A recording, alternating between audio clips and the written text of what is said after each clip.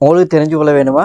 இங்கிலீஷ்லேருந்து சிங்களத்துக்கு, சிங்களத்திலேருந்து இங்கிலீஷ்க்கு, தமிழ்லேருந்து சிங்களத்துக்கு, சிங்களத்திலேருந்து தமிழுக்கு, தமிழ்லேருந்து இங்கிலீஷ்க்கு டிரான்ஸ்லேட் பண்ணக்கூடிய மிக சிறந்த ஆர்டிஃபிஷியல் இன்டெலிஜென்ஸ் எதுன்னு சொல்லி உங்களுக்கு தெரிய வேணுமா?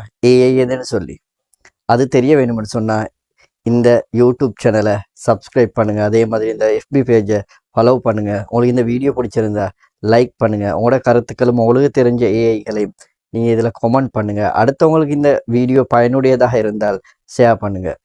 டிரான்ஸ்லேட் பண்ணுறதுக்கு, மொழிபெயர்ப்பு செய்கிறதுக்கு மிகவும் சிறந்த ஏஐ செயற்கை நுண்ணறிவு எதுன்னு சொல்லி நாங்கள் பார்த்தோம்னு சொன்னால் ஜெமினி, கூகுளோட ஜெமினி ஏஐ தான் மிக சிறந்த மொழிபெயர்ப்பு ஏஐயாக காணப்படுது. ஆகவே உங்களுக்கு தமிழ்லேருந்து சிங்களத்துக்கு, சிங்களத்திலிருந்து தமிழுக்கு, அதே மாதிரி இங்கிலீஷ் தமிழுக்கு, அதே மாதிரி தமிழ்லேருந்து இங்கிலீஷ்க்கு, சிங்களத்திலிருந்து இங்கிலீஷ்க்கு டிரான்ஸ்லேட் பண்ணக்கூடிய மிகவும் சிறப்பு வாய்ந்த ஒரு டூலாக காணப்படுது, ஏஐயாக காணப்படுது.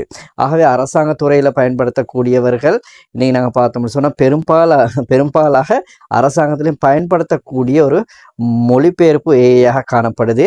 ஆகவே இந்த சிங்களம் தெரியாதவர்களுக்கு சிங்களத்தில் ஒரு கடிதம் வந்துச்சுன்னு சொன்னால் அதை டிரான்ஸ்லேட் பண்ணிக்கொள்ள வேணும்னு சொன்னால் உங்களுக்கு என்ன செய்யலாம், அந்த கடிதத்தை ஒரு ஃபோட்டோ ஒன்று பிடிச்சி ஜெமினியில் அந்த அப்லோட் பண்ணினீங்கன்னு சொன்னால் அதில் என்ன சொல்லப்பட்டிருக்கின்ற விஷயத்தை உங்களுக்கு பார்த்துக்கொள்ளையிலும், மொழிபெயர்ப்பின் ஊடாக பார்த்துக்கொள்ளையிலும் சரியான முறையில் 99% சரியான முறையில் தான் வருது. அதே நீங்கள் ChatGPTயில் அந்த டிரான்ஸ்லேட்டரை நீங்கள் பயன்படுத்திங்கன்னு சொன்னால் சின்ன ஒரு பிரச்சனைக்கு என்னென்னு சொன்னால் இந்தியா தமிழ்ன்றது கூடுதலாக வருது. உதாரணத்துக்கு பாடசாலைக்கு பள்ளின்னு சொல்லி வரும். அதே மாதிரி நாங்கள் பார்த்தோம்னு சொன்னால் நெடுஞ்சாலை, பாதைகளுக்கு நெடுஞ்சாலைன்னு சொல்லி இந்தியாவில் பயன்படுத்தக்கூடிய மொழிப்பிரயோகம் என்றது ChatGPTயில் காணப்படும். ஆனால் ஜெமினியில் அப்படி இல்லை.